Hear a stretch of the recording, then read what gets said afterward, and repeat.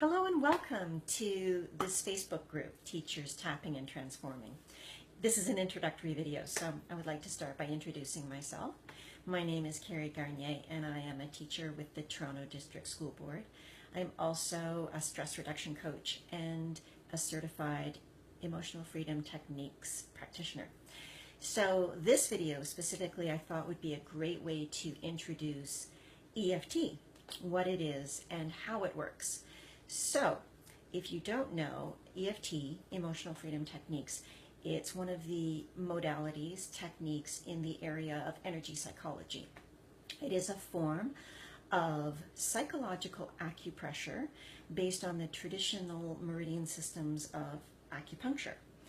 And this technique involves tapping with your fingertips on your head and a bit on your chest, and you're inputting kinetic energy while focusing on a specific issue that you would like to resolve.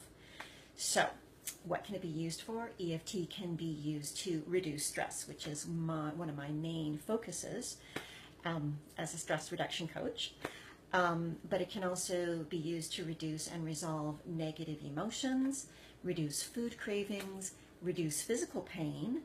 It's also now being shown in clinical trials to resolve and reduce big traumas in our life and post-traumatic stress disorder. So it's a very powerful tool. It doesn't just work on the negative though, it can actually work on positive. So I also work with clients who are athletes, so it increases peak performance in athletes. It also helps people to clarify personal or professional goals and actually achieve and attain them and not get stuck in procrastination or under the ton of excuses that we get stuck under when we want to actually make a change in our lives. So that's what it can do in a nutshell. There's so many ways it can be used in every aspect of your life, but let's look a little bit about the how it works. So there's sort of two explanations. One's more of a Western medical approach and one's more of an Eastern philosophy meridian system approach. Let me talk about the Western first. So we'll start by looking at the brain, and I'm going to use my hand here. So we have three parts of the brain. We sort of have the reptilian brain, the one that keeps us going, keeps us safe. We have the emotional brain in the middle, which contains the amygdala. That's important.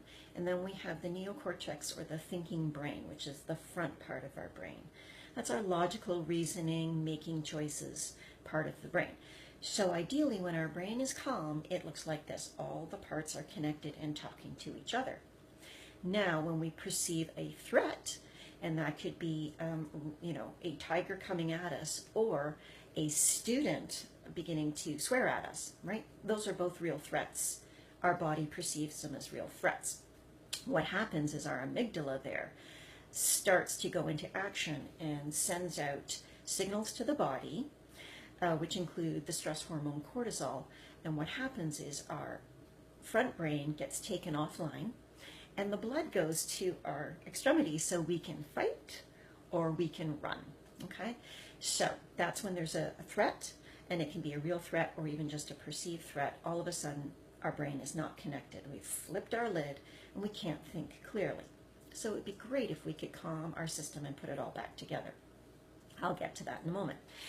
Now, like little day-to-day stressors like, traffic or, kids restless in the hallway, or kids not being where they're supposed to be, or people are late for class, or, you're in a tussle with a colleague or whatever it is. Those little day-to-day stressors actually continue to affect the amygdala, and it just gets activated and activated till you can actually result in chronic amygdala activation, or what some professionals are calling like the amygdala hijack.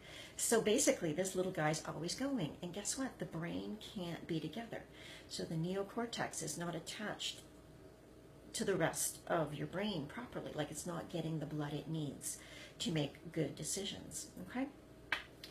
So what happens here is that you get more of the negative emotions like stress, anxiety, and confusion, the increased cortisol levels. And I don't know a lot about that, but I do know that increased cortisol levels in the body actually have an adverse effect and can lead to disease or can lead to illness.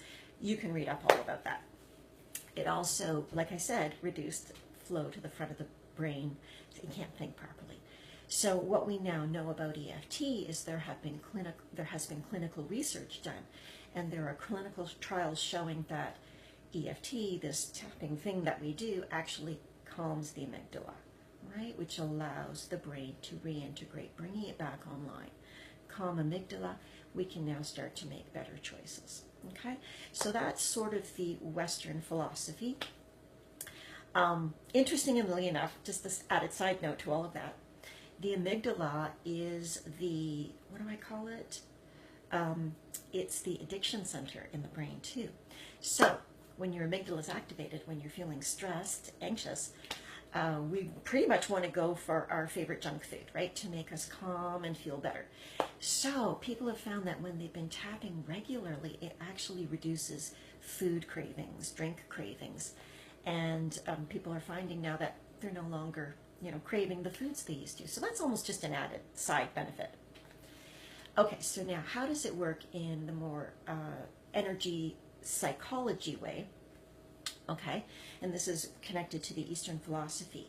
So tapping actually taps on the meridian system. So we have meridian systems in our body which help with the flow of energy, and we're tapping on places in the body where these meridian systems are closest to the surface.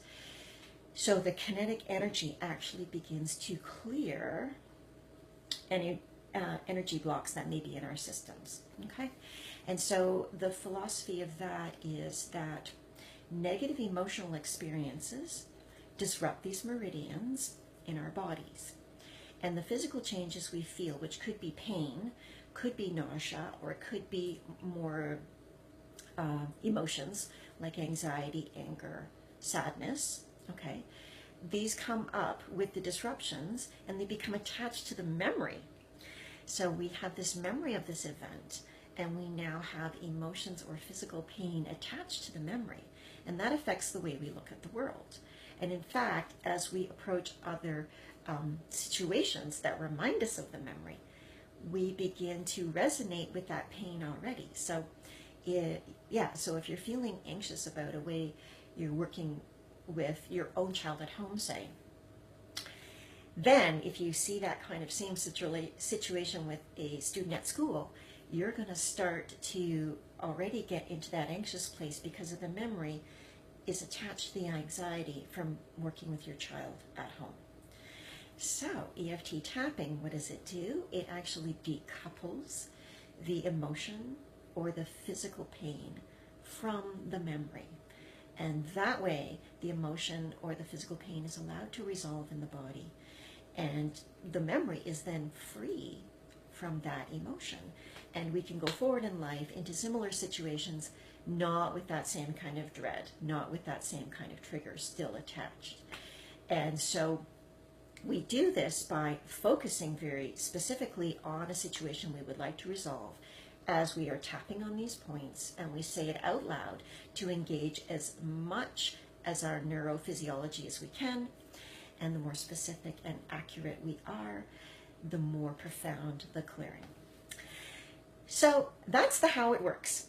And you know what? You don't even have to believe in meridian systems. You don't have to believe this sort of maybe to you a little bit out there way of thinking. I'm asking you to give it a try and try it out for yourself. So like when we use Tylenol, we don't need to know how the Tylenol works. We just use the Tylenol because we know it works. You don't need to know how tapping works, but now you know a little bit more. Just give it a try with me and decide for yourself.